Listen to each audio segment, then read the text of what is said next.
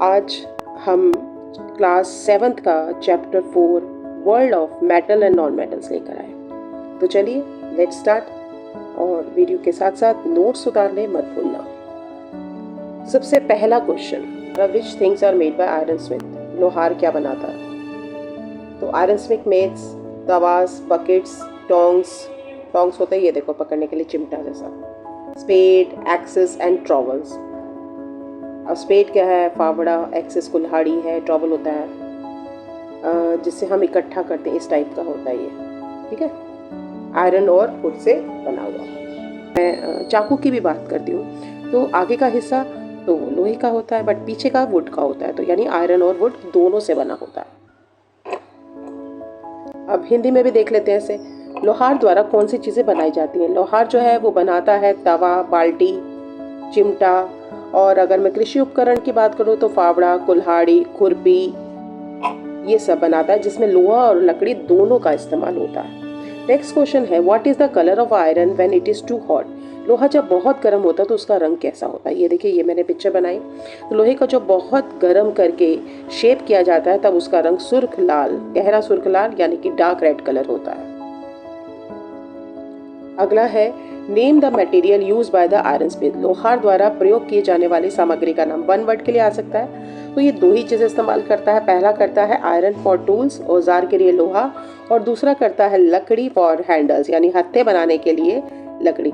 चाहे आप इसे वो समझ लें हथौड़ा, उसमें भी आगे का हिस्सा लोहे का होता है और पीछे का लकड़ी का। नेक्स्ट, अब यहाँ पर हम सीधा मेटल्स के बारे में जब बात करें तो उसके कुछ गुणों के बारे में बात करेंगे, प्रॉपर्टीज के बारे में बात करेंगे। Name the property by which a metal और a material can be beaten into thin sheets. उस गुण का नाम बताइए जिसके द्वारा किसी धातु या पदार्थ को पीट कर पतली चादरों में बदला जाता है। कहाँ देखते हैं हम पतली चादरें मेटल्स की? एल्युमिनियम फॉयल आप इस्तेमाल करते हैं। मिठाई खाते होंगे काजू कतली, उसके ऊपर जो चांदी का वर्क होता है उसमें क्या है, चांदी के थोड़े से टुकड़े को बहुत महीन इतना प्रेशर के साथ उसको पीटा जाता है कि वो बिल्कुल महीन शीट बन जाता है, ठीक है। और इस गुण को कहते हैं मैलिएबिलिटी, और हिंदी में कहते हैं आघात वर्धनीयता। आघात मतलब मारना, वर्धनीयता मतलब मारने से, चोट लगने से उसका फैल जाना, वर्धन कर जाना, बड़ा हो जाना। अब इसी प्रॉपर्टी को हम डेफिनेशन में भी पढ़ेंगे। Define malleability, it is a property by which a material can be beaten into thin sheets without breaking. Suppose अगर मैं नमक की डली को तोड़ रही हूँ, उसको चद्दर बनाने की कोशिश कर रही हूँ, तो क्या वो उसकी चद्दर बनेगी? नहीं। ये चद्दर बनने का गुण उसी में आएगा जिस चीज़ को अगर मैं पीट रही हूँ, उससे स्ट्रक कर रही हूँ और वो बिना टूटे पतली शीट में फैल जाए। और ये सिर्फ मेटल्स में होता है बेटा, नॉन मेटल्स में नहीं होता, ठीक है। मोस्ट मेटल्स आर मेलिएबल, जैसे कि सिल्वर फॉयल आप इस्तेमाल करते हो, एल्युमिनियम की फॉयल होती है ना रोटी रैप करने के लिए, वो इस्तेमाल करते हो, या फिर आप चांदी की परत इस्तेमाल करते हो मिठाइयों के ऊपर। हिंदी में पढ़ेंगे आघात वर्धनीयता क्या है? पदार्थ का वह गुण जिसके द्वारा उसे पीट कर पतली चादर के रूप में परिवर्तित किया जाता है। इसमें वो टूटती नहीं है, जैसे मिठाई पर चांदी का वर्क, ठीक है। यहाँ पर मैंने एल्युमिनियम फॉयल की फोटो लगाई है। Which are the most malleable metal, सबसे ज्यादा कौन सी ऐसी धातु है जो कि आघात वर्धनी होती? जानते हो, हैरानी हो गई आपको सुनकर। सबसे ज्यादा जो है वो है सोना और चांदी। गोल्ड और सिल्वर जो होती है द मोस्ट मेलिएबल मेटल्स होती हैं। स्लाइड की ओर चलते हैं। यहाँ पर कुछ मटेरियल दे रखे हैं और हम ये देखेंगे क्या ये मेलिएबल है, आघात वर्धनी है, क्या हम उनको पीट कर चदरें बना सकते हैं। सबसे पहला है कॉपर वायर, क्योंकि ये मेटल है बेटा तो ये मेलिएबल होगी, आघात वर्धनी होगी। एल्युमिनियम वायर, ये भी मेटल है, ये भी होगी। आयरन नेल, ये भी है।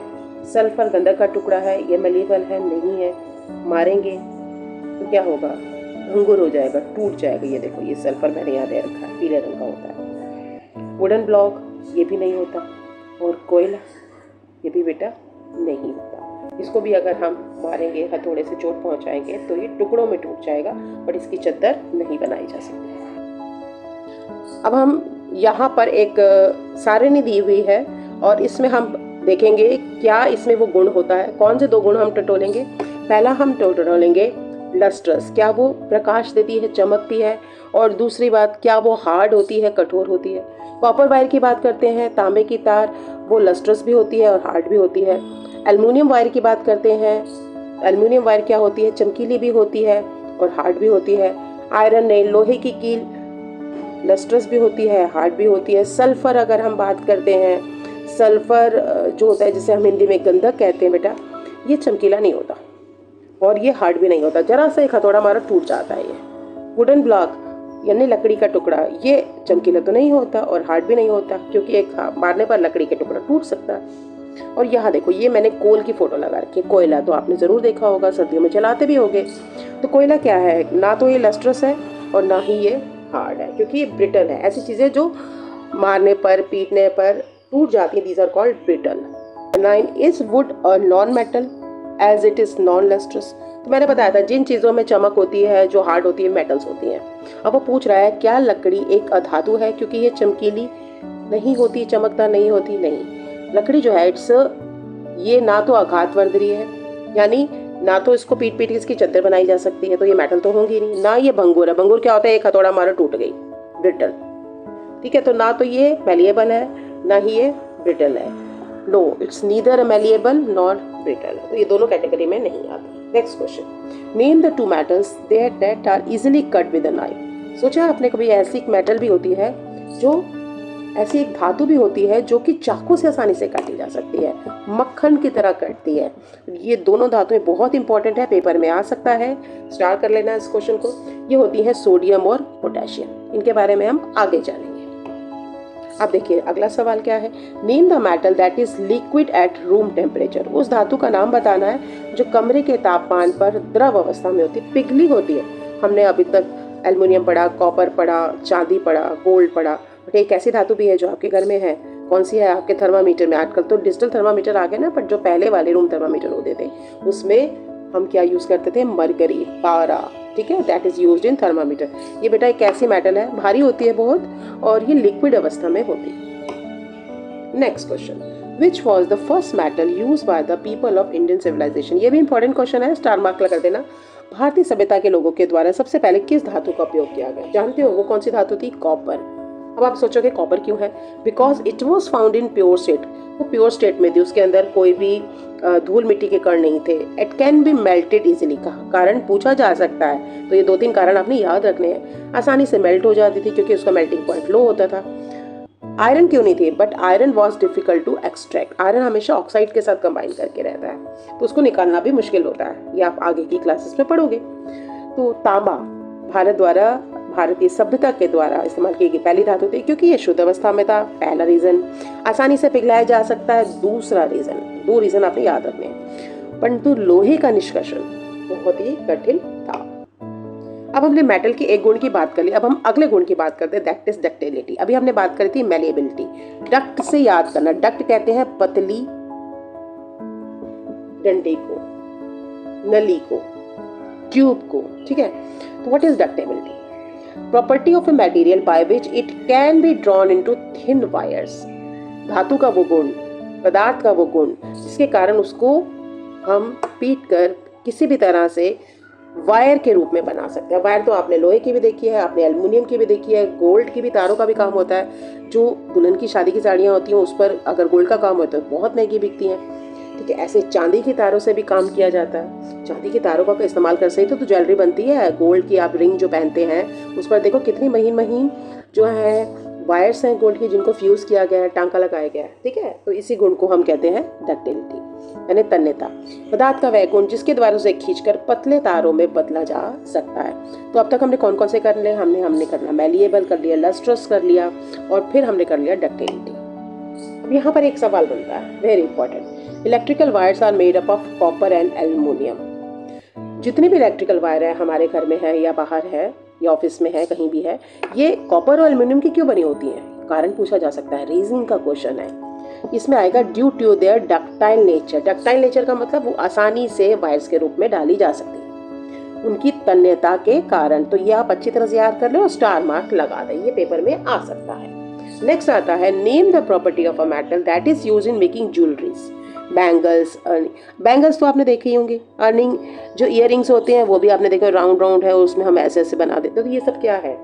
ये भी डक्टिलिटी का गुण है, तन्यता का गुण है। तभी तो उसको तारों में बांधकर तार को गोल लपेट दिया, आपका झुमका बन गया। तो ये गुण भी इस्तेमाल होता है आभूषण बनाने में। अब पेपर में आ सकता है कि कोई भी 2 या 4 यूज बताइए डक्टिबिलिटी, तरलता का उपयोग कहाँ कहाँ होता है, तो ये आपने रट लेने हैं। पहला है ज्वेलरी बनाने में यानी आभूषण बनाने में। दूसरा होता है, आपने वीणा देखी होगी, सितार, वायलिन देखा ही होगा, सुना होगा, बजाया भी हो सकता है। तो ये सब क्या है, ये स्ट्रिंग इंस्ट्रूमेंट्स है, इनमें तारों का इस्तेमाल होता है, वाद्य यंत्र है, तो इनको बनाने में भी इस्तेमाल होता है। वीणा, सितार, वायलिन जैसे तार वाले वाद्य यंत्र, इनमें भी तारें होती हैं, खींच खींच के बनाई जाती हैं। तीसरा क्या होता है, आपने छन्नी को देखा होगा, चाय की छन्नी, उसके अंदर क्या होती है, लोहे के तारों की जाली। नहीं देखी तो अभी जाके देख लो। और आपने दिल्ली में यमुना नदी के ऊपर ये सस्पेंशन ब्रिज भी देखा होगा, बहुत ही सुंदर बना है। तो क्या होता है, ब्रिज जो होता है क्या होता है उसमें, इसमें भी तो तारें इस्तेमाल होती है। तो सस्पेंशन ब्रिज यानी कि झूला पुल बनाने में, आपने लक्ष्मण झूला भी देखा होगा हरिद्वार में, राम झूला भी देखा होगा, ये सब क्या है, लोहे का इस्तेमाल होता है, आयरन और स्टील का इस्तेमाल होता है। ये देखिए जो हमने अभी पढ़ा उसको हम चित्रों के द्वारा समझते हैं। ये देखिए ज्वेलरी बनाने में, अब इसमें तो आपको ये गोल गोल बीड्स भी दिख रहे होंगे और तारे भी दिख रही होंगी। ये देखिए सितार में, ये चाय की छन्नी में आपको नेटवर्क दिख रहा होगा तारों का, और ये हमारा suspension bridge. Why the wires of non metal like coal and sulphur. अब तक तो हमें पता चल गया 2 चीजें हैं, मेटल्स और नॉन मेटल्स, ठीक है। कोल और सल्फर नेवर सीन, क्यों हम इनकी कभी तारें नहीं देखते, मैं क्यों कोयले की तार नहीं बना सकती, बहुत सारी चीजें ऐसी हैं। These are non-ductile, पेपर में आ सकता है। कोयला और सल्फर जैसी अधातुओं के तार क्यों नहीं दिखाई देते, क्यों नहीं दिखते, क्यों, क्योंकि ये नॉन डक्टाइल है, इनमें तन्यता का गुण नहीं होता, और अगर हम इनको खींचेंगे तो ये ब्रेक हो जाएंगी, खींचने पर ये टूट जाती हैं। तो इंपॉर्टेंट क्वेश्चन है, इसको भी स्टार मार्क कर दीजिए। अभी हमने मैलिएबल धातु के बारे में पढ़ा था, कौन सी थी, गोल्ड और सिल्वर। अब हम पढ़ते हैं कौन सी ऐसी सबसे ज्यादा डक्टाइल मेटल है। डक्टाइल का मतलब है जिसको हम तारों में बना सकते हैं, और ये है हमारी गोल्ड। जानते हो 1 ग्राम सोना, 1 ग्राम सोने से मैं 2 किलोमीटर लंबी रोड बना सकती हूँ। इतनी लंबी रोड, सड़क, यानी 1 ग्राम सोने से 2 किलोमीटर लंबी तार खींची जा सकती है इतनी। स्टील जो है, this is a mixture of iron और कार्बन। स्टील, जब मैं स्टील की बात करती हूँ जिससे बहुत सारी भारी मशीनें बनती हैं, पहले तो आपने याद रखना है कि इस्पात यानी स्टील जो है 2 चीजों से मिलकर बना है, एक लोहे से जो कि धातु है, और एक अधातु यानी कि नॉन मेटल से बना है जिसे हम कहते हैं कार्बन। ये याद रखना आपने। और इसका एक प्रयोग भी याद रखना है कि इसका इस्तेमाल सस्पेंशन ब्रिज में, झूला पुल बनाने में होता है, और क्रेन्स बनाने में इस्तेमाल किया जाता है। बढ़ते आगे। अब मेटल के हमने 2 गुण तो बहुत अच्छे पढ़ लिए, हमने पढ़ लिया मैलिएबल है, डक्टाइल है, लस्ट्रस है। एक और गुण पढ़ेंगे, सोनोरिटी। घंटी तो आपके घर में होगी, है ना, बैल बजाते होगे, पूजा करते होगे, या हो सकता है घुंघरू पहन के कभी नाचा भी हो। तो घुंघरू में आवाज कहाँ से आती है?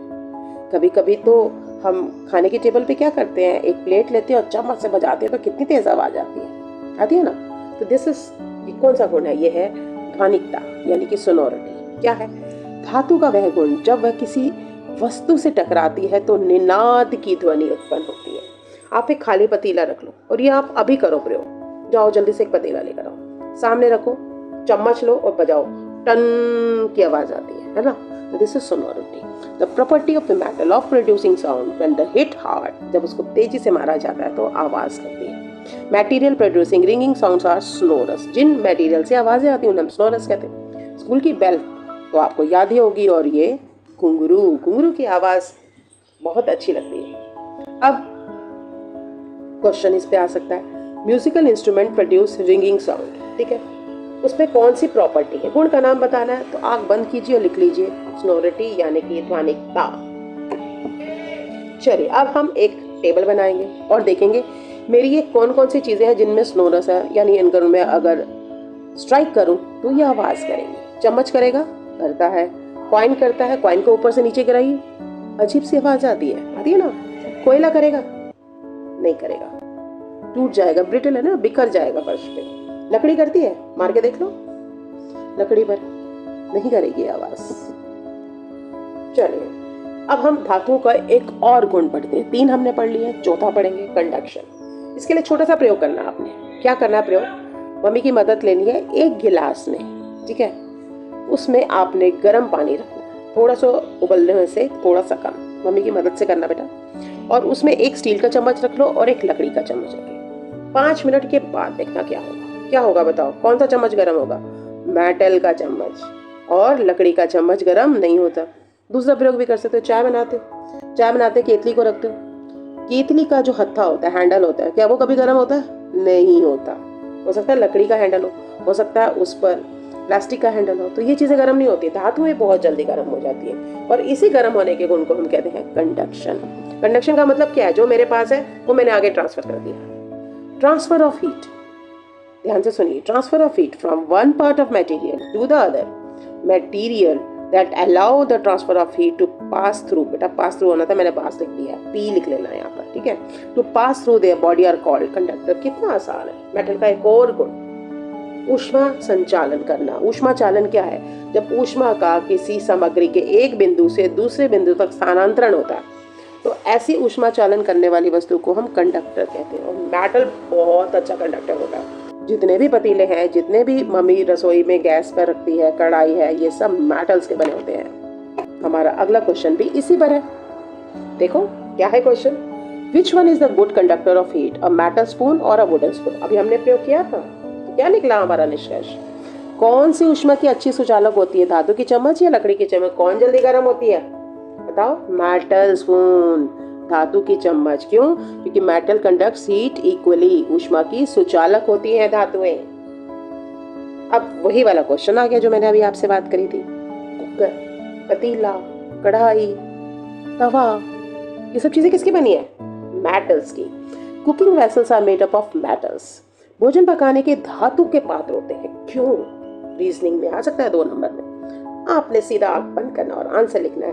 Metals are good conductor of heat, hence fast heating. Metal जो होती है धातुओं की ऊष्मा की सुचालक होती है, इसलिए पात्र जल्दी गर्म हो जाता है, भोजन पक जाता है। लकड़ी के बर्तन में रख के खाना बनाओगे तो वो तो होगा नहीं गर्म, ना तो खाना बनेगा। इस पर एक छोटा सा सवाल और बनता है, ये भी आप उतार लेना कि खाना पकाने के जो बर्तनों के हत्थे होते हैं वो लकड़ी के क्यों होते हैं? क्यों नहीं हम मेटल्स के बना देते उसको? सोचो सोचो सोचो। देखो, handles of cooking vessels are made up of wood. Why? क्यों? जब मैंने अगर उसको मेटल का बना दिया, गैस पर रख दिया, तो बर्तन तो गर्म होगा ही होगा, हत्था भी तो गर्म हो जाएगा, मैं पकड़ूंगी कैसे? ठीक है ना। तो avoid burns as the wood and plastic are poor conductor of heat. इसीलिए हत्थे जो होते हैं वो लकड़ी के या प्लास्टिक के बनाए जाते हैं ताकि हम आसानी से उसको पकड़ सके। ऐसी चीजें जो कि पुअर कंडक्टर होती हैं हीट की, जो अपने पास से गुजरने नहीं देती, उसकी दोस्त नहीं होती, उनको वैज्ञानिक भाषा में उनका एक नाम है, दीज आर इंसुलेटर्स।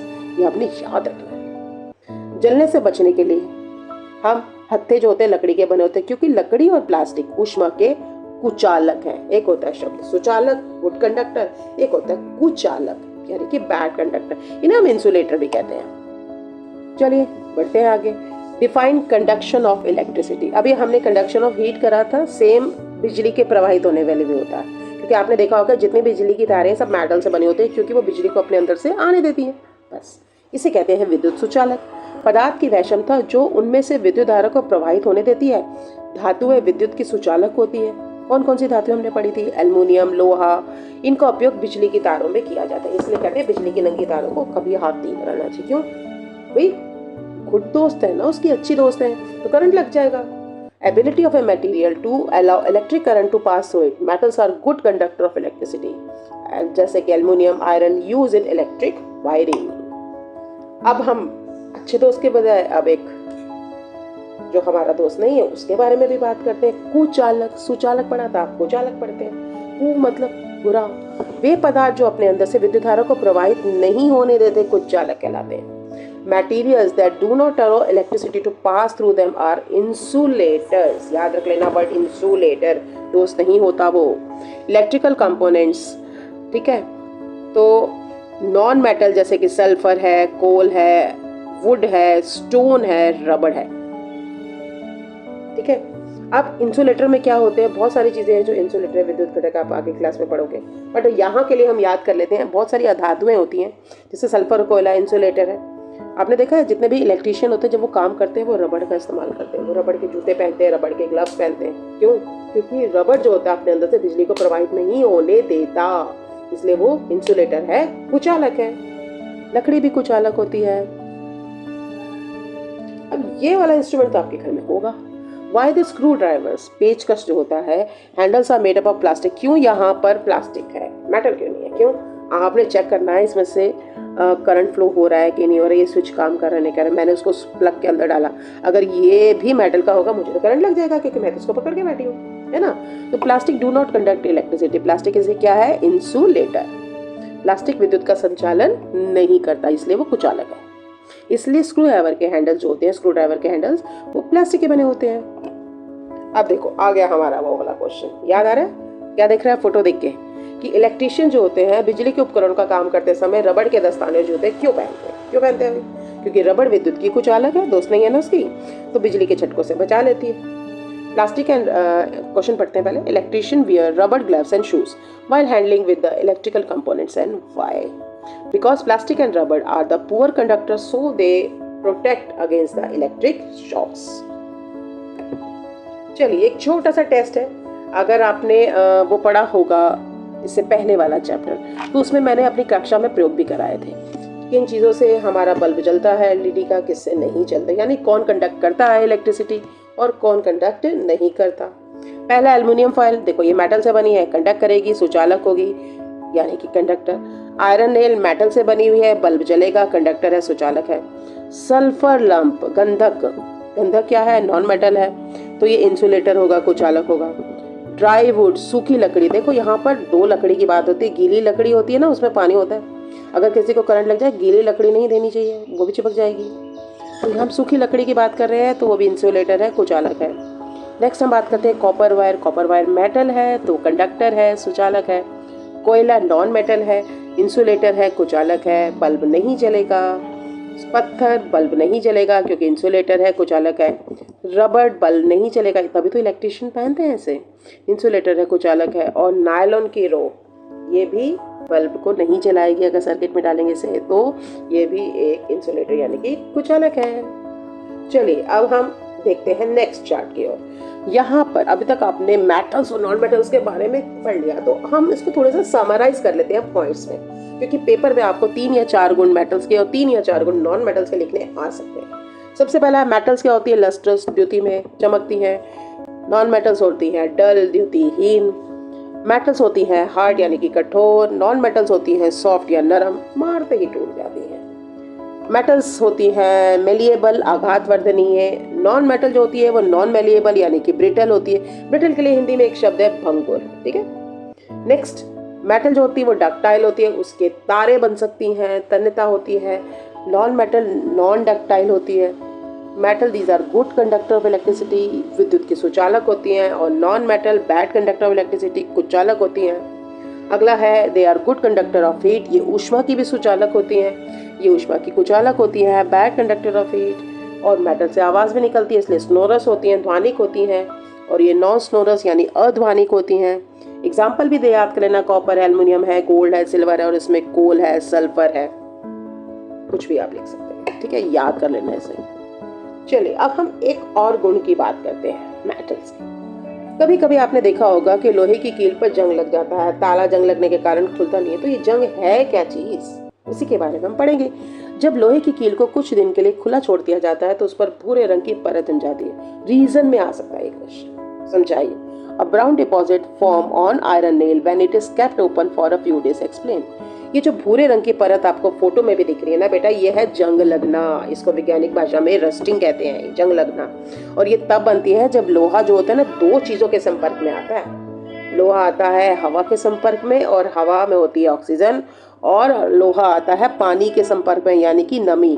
तो पेपर में क्वेश्चन आ सकता है जंग लगने के लिए कौन सी दो चीजें हैं, हवा और पानी। This brown deposit in is called rust, it is form when the iron comes in contact with both air and water and moisture। चलिए अब कभी कभी जब आप जूते लेने जाते हैं या पानी की बोतल लेने जाती है, छोटी सी पुड़िया आपको जरूर परेशान करती होगी। पूछते होगे मम्मी से, ये हो सकता है अपने टीचर से पूछें कि ये छोटी सी पुड़िया करती क्या है, ये पुड़िया देख रखी है, प्लीज मुझे जरूर बताना कमेंट्स में। What is the use of this pocket नुमा, दिस इज सिलिका जेल। क्या है ये, सिलिका जेल, देखो लिखा भी हुआ है इसमें, एक्चुअल फोटो डाली है मैंने इसकी। हाँ, ये जूतों के डब्बे में होती है, पानी की बोतल लेने जाते हो या कोई किचन का इंस्ट्रूमेंट लेने जाते हो तो उसमें होती है। तो मुझे बताओ ये करती क्या है, सिलिका जेल का क्या काम है? ये हवा से नमी सोखती है, इसलिए जूतों के डब्बों में तो देंगे, नहीं तो चमड़ा है, चमड़ा तो खराब हो जाएगा, लेदर है। Silica gel absorb moisture from the air, very important question है ये, हवा में से नमी को एब्जॉर्ब कर लेती है सिलिका, और ये कभी खाना मत, जहरीली होती है। चलिए एक छोटा सा प्रयोग हम समझते हैं, ये आपकी किताब का प्रयोग है। मैंने 3 लोहे की कीलें ली हैं। पहले लोहे की कील को एक ऐसे बंद जार में डाला है जिसमें मैंने सिलिका जेल डाल दी है, ठीक है। अब उसको डालने से क्या होगा, हवा में से नमी को एब्जॉर्ब कर लेगी, और मैंने बताया है जंग लगने के लिए 2 ही चीजें चाहिए, एक हवा चाहिए और एक नमी चाहिए, तो इसको तो नमी तो मिलेगी नहीं, तो जंग नहीं लगेगा। दूसरे में क्या है, मैंने कील ली है, पानी में डाल दिया, बट उसके ऊपर तेल की परत डाल दी है। तेल की परत क्या होती है, हवा पानी से हल्की होती है, ऊपर तैरेगी। जब ऊपर तैरेगी पानी में तो रहेगा, बट वो ऊपर की हवा में के संपर्क में नहीं आ पाएगा, ठीक है ना। और पानी भी कौन सा लिया, बॉइलिंग वाटर, मोस्टली ऑक्सीजन निकल जाती है ना बॉईल करने पर, बुलबुले उठते निकल जाती है, और पानी तो है बट ऑक्सीजन नहीं है अंदर, ठीक है, फ्री स्टेट में। और दूसरा, हवा भी नहीं मिल रही क्योंकि तेल की परत ऊपर है। और तीसरे को तो मैंने सिंपल पानी में डाल दिया, ऐसे ही आधा हवा में लटका दिया और ढक्कन बंद कर दिया। चलो देखते हैं क्या होता है, होगा क्या। वेरी इंपॉर्टेंट क्वेश्चन है, केस स्टडी का क्वेश्चन बन सकता है इसमें से। पहले वाले जार में क्योंकि dry air as the silica gel is present, हवा बिल्कुल सूखी थी, इसलिए पानी भी नहीं था, पानी तो मैंने डाला ही नहीं, तो रस्ट फॉर्म नहीं हुआ, जंग नहीं लगा, ठीक है। अब दूसरे जार में देखते हैं, no air as the water is boiled, पानी उबला हुआ था तो हवा नहीं थी पानी में, और अपर जो थी ऑयल लेयर थी उसने हवा से संपर्क होने नहीं दिया, तो क्या हुआ, वाटर तो प्रेजेंट था बट एयर नहीं मिली, तो रस्ट नहीं हुआ, ठीक है ना। पानी में भी तो हवा घुली होती है, बट मैंने पानी बॉइल कर लिया, हवा निकल गई। नेक्स्ट, आपने देखा है जब पानी को उबालते हैं और कच्चा पानी पीते हैं, दोनों के स्वाद में फर्क होता है? नहीं है तो आज विश्वास करके देख लो, पानी उबालो, ठंडा करो, पियो, और कच्चा पानी पी के देखो, दोनों के स्वाद में फर्क होगा। हवा नहीं होती ना, निकल जाती है। नेक्स्ट है, इसको हवा भी मिल रही है, इसको पानी भी मिल रहा है, मॉइस्चर भी मिल रही है, तो यहाँ पर रस्ट हुआ। तो हमने क्या सीखा इससे, कि रस्ट बनने के लिए मुझे 2 ही चीजें चाहिए, एक हवा और एक पानी। चलिए अब हम नेक्स्ट क्वेश्चन पे आते हैं, वेरी इंपॉर्टेंट क्वेश्चन है, स्टार मार्क कर देना। कंडीशन रिक्वायर फॉर रस्टिंग, जंग लगने के लिए क्या चाहिए? जंग लगने के लिए मुझे चाहिए हवा, और यानी कि ऑक्सीजन और नमी, दोनों का संपर्क में होना आवश्यक है। अगर एक भी नहीं होगा तो जंग नहीं लगता। Rusting require both air, oxygen and water. अब हम बात करते हैं एक और जंग की, बट ये जंग जो है ना वो लोहे पर नहीं लग रहा, वो किसी और चीज पर लग रहा है। घर में कॉपर का बर्तन है, देखा होगा, चांदी का सिक्का होगा घर में, चांदी की पायल होगी या कुछ भी होगा, आपने देखा वो काली हो जाती है, हो जाती है काली। किस किस की काली हुई है बताना। हाँ, तो डिफाइंड कोरोजन, ये भी एक तरह का जंग लगना है, बट इसका वैज्ञानिक नाम कुछ और है, इसको कहते हैं संक्षारण, यानी कि कोरोजन। संक्षारण और कोरोजन क्या होता है, जब वायु, जल या किसी रसायन के संपर्क में आने पर धातु जो होती है वो खराब होने लग जाती है। कैसे खराब होती है, किसी पर तो हरी परत बन जाती है, देखो तुम अपने घर के कॉपर के बर्तन पर अगर है, उस पर हरी रंग की परत बन जाएगी, और चांदी जो है वो सिक्के पड़े पड़े काले हो जाएंगे, इवन पायल भी जो तुमने पहनी होगी तो वो भी काली हो जाती है। दिस इज संक्षारण। Gradual damage to the metal when exposed to air and water और केमिकल, 3 चीजें इसमें हवा भी है, पानी भी है, एक चीज और भी मैंने ऐड कर दी, केमिकल। यहाँ केमिकल क्या होगा, हवा में उपस्थित सल्फर डाइऑक्साइड गैस, वो भी होती है बेटा। तो इससे ग्रीन लेयर कॉपर पे बनती है और ब्लैक कोटिंग हो जाती है सिल्वर की। अब साइंस क्या है, कैसे बचाऊंगी मैं लोहे को, मेरा तो इतना सामान, मशीन जो होती है वो लोहे की बनती है, तो what are the means to prevent rusting, जंग से बचने के लिए मैं क्या कर सकती हूँ? मैं लोहे पर पेंट कर सकती हूँ, उससे वो हवा के संपर्क में नहीं आएगा। मैं उस पर ग्रीस लगा सकती हूँ, तुमने देखा साइकिल जो होती है, स्कूटर, उसके पार्ट्स के अंदर ग्रीस लगाई जाती है ताकि उसमें जंग ना लगे, देखिए ग्रीस काले रंग की होती है। ऑयलिंग कर सकती हूँ मैं, अगर मेरे घर के दरवाजे बज रहे हैं तो मैं उन कुंडों के अंदर तेल डाल दूं, मम्मी मशीन के अंदर तेल डालती है ना, जब मशीन नहीं चलती आवाज करती है। ऑयलिंग करके भी हम रस्टिंग को प्रिवेंट कर सकते हैं। और एक और प्रोसेस होता है, इसे आपने याद कर लेना है, गैल्वेनाइजेशन। गैल्वेनाइजेशन क्या होता है, मैं किसी भी लोहे के ऊपर जिंक की परत चढ़ा देती हूँ। ये जितने भी वाटर के पाइप्स होते हैं ना, जिसमें से गंदा पानी बाहर आता है, ये सारे गैल्वेनाइज्ड होते हैं, पता है। जिंक या जस्ते की परत चढ़ाना, दैट इज गैल्वेनाइजेशन। अब एक सोचो, अभी तक हमने लोहा हम पढ़ा कि लोहा हवा में रहेगा तो जंग लगेगा, बट क्या किसी ने कुतुब मीनार गए हो? कुतुब मीनार में ये देखा है आयरन पिलर? देखा है? पता है कितने वर्ष हो गए, 2500 वर्ष से भी ज्यादा, इस पर जंग नहीं लगा। आयरन पिलर, लोह स्तंभ, सदियों के बाद भी जंग नहीं। किसके शासनकाल में बना था? चंद्रगुप्त द्वितीय के।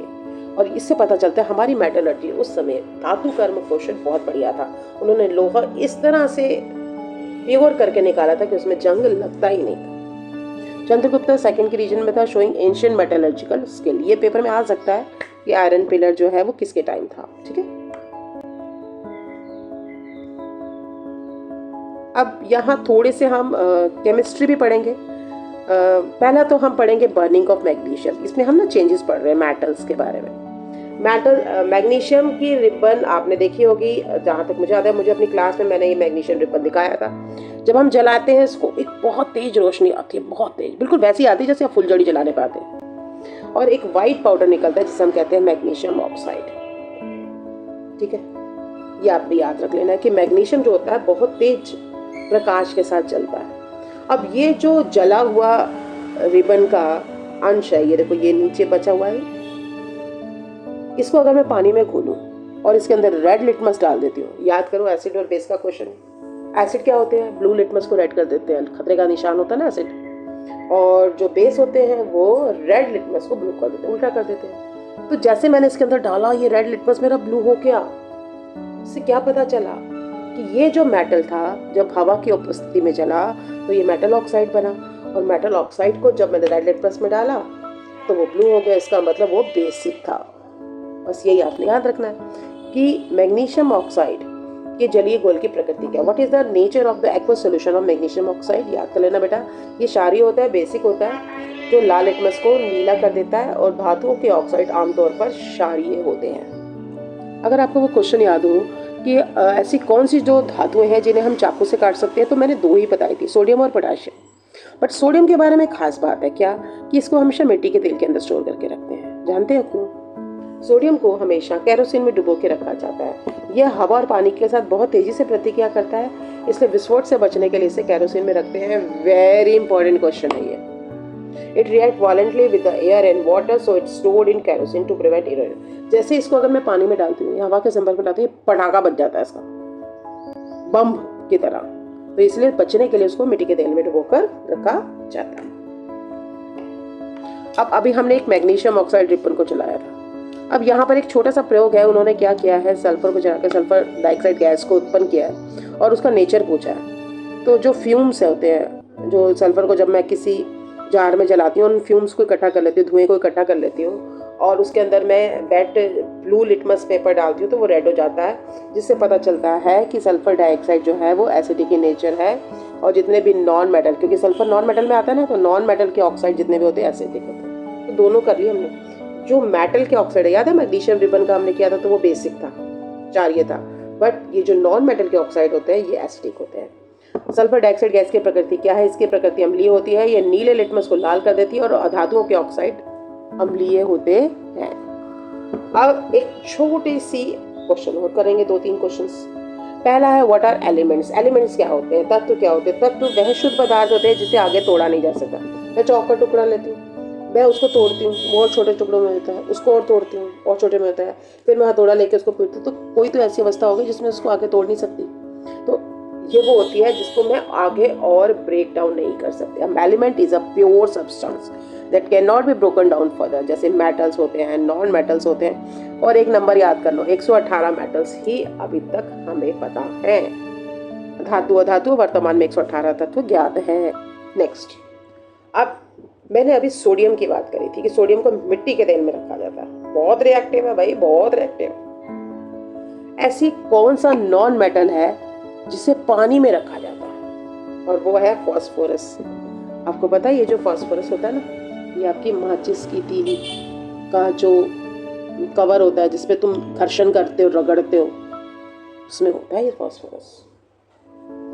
It react actively with the air and catches fire easily. इसलिए फास्फोरस बहुत जल्दी जल जाता है भाई, इसलिए उसको पानी के अंदर भिगो के रखते हैं। याद रख लेना, सोडियम को पानी में नहीं रखते हैं, सोडियम को मिट्टी के तेल में रखते हैं, केरोसिन में। फॉस्फोरस को पानी में रखते हैं। ये पानी में रखी जाने वाली एक अधातु है, वो धातु थी जो कि मिट्टी के तेल में रखी गई थी। फास्फोरस क्योंकि हवा के साथ सक्रिय रूप से प्रतिक्रिया करता है और आसानी से आग पकड़ लेता है। बी केयरफुल, फास्फोरस को बहुत ध्यान से, इसलिए जो माचिस तीली के उद्योग होते हैं ना, वहाँ पर फायर एक्सटिंग्विशर हमेशा होता है, क्योंकि आग लगने का खतरा हमेशा रहता है।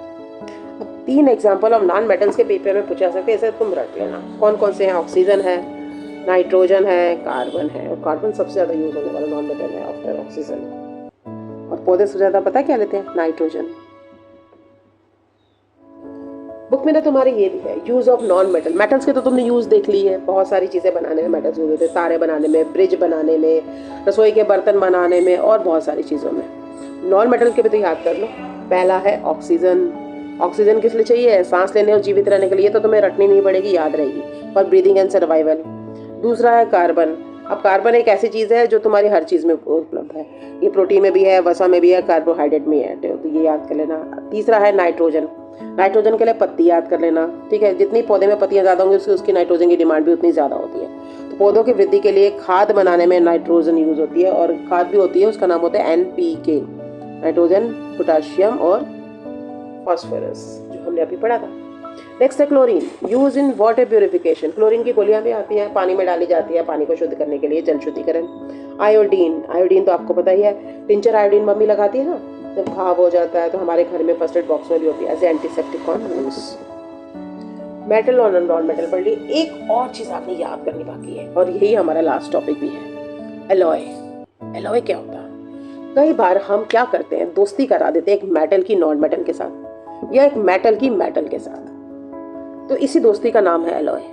एक नई धातु बन जाती है, इसमें एक धातु और अधातु या 2 धातुओं को शामिल किया जाता है। जैसे मैं स्टील की बात करती हूँ, मैंने बार बार स्टील कहा, स्टील कहाँ इस्तेमाल होता है? मशीनरी, जितनी भारी भारी मशीनरीज होती हैं, जो फैक्ट्रीज होती हैं, जो रेल के डब्बे बनाती हैं, इंजन्स बनाती हैं, एरोप्लेन के इंजन्स बनाती हैं, शिप्स बनाती हैं, सब पे भारी भारी मशीन होती हैं, और ये हम वर्ड इस्तेमाल करते हैं स्टील। ये स्टील किससे बना होता है? याद करो, वो क्वेश्चन मैंने बताया था, वो आयरन से और एक नॉन मेटल जिसका नाम होता है कार्बन, उससे बना होता है। आपके घर में पीतल के बर्तन जरूर होंगे और तांबे के, है ना। एक और चीज भी होती है, ब्रोंज, कांसा। मम्मी से पूछना अपनी, कांसे के बर्तन क्या होते हैं? ये भी एलॉय में आता है। तो अगर मैं इसकी बात करती हूँ कांसे की, तो ये होता है ब्रोंज, और ब्रोंज जो होता है ये कॉपर और टिन से बना होता है। कॉपर ज्यादा होता है, टिन की मात्रा कम होती है। और तुम्हारे घर में पीतल के बर्तन होंगे, पूजा के बर्तन होंगे, जो दीप जलाते जिसमें रखते हो, वो होता है पीतल। तो बहुत बड़े बड़े बर्तन होते हैं हलवाइयों की दुकान पर। ये सब क्या है? ब्रास, पीतल। ये किससे बना है? ये बना है कॉपर और जिंक से। एल्युमिनियम है, इसके अंदर भी कुछ मिक्स कर देते हैं, उसको हार्ड बना देते हैं। नाइक्रोम की तार इस्तेमाल होती है, निकल और क्रोमियम से। ये सब क्या है? मेटल्स और मेटल, या मेटल और नॉन मेटल का मिश्रण। अब हमारा आता है लास्ट टॉपिक, क्या है? इन मेटल एलॉय का यूज आपने याद रखना है। 2-3 यूज आप इसे याद कर ले, पेपर में पूछे जा सकते हैं। पहला तो औजार बनाने में, टूल्स बनाने में। दूसरा बर्तन बनाने में, आपने देखा ही होगा, ब्रास के बर्तन बनते हैं, ब्रोंज के बर्तन बनते हैं। और उस जितने भी इलेक्ट्रिकल व्हीकल्स में इलेक्ट्रॉनिक्स यूज होते हैं, उसमें भी मेटल एलॉय यूज होता है। एटॉमिक एनर्जी बनाने में, उसमें भी होता है। और एक और चीज़ है कि इससे recycling of iron and aluminium reduce waste and promote sustainability, क्योंकि जब हम उसका रीसाइकिल करते हैं तो हम उसे दोबारा से अच्छी यूजफुल चीज़ में ढाल सकते हैं। तो इससे क्या होता है? कचरा कम पैदा होता है ना, सस्टेनेबिलिटी बढ़ती है, स्थिरता को बढ़ावा मिलता है।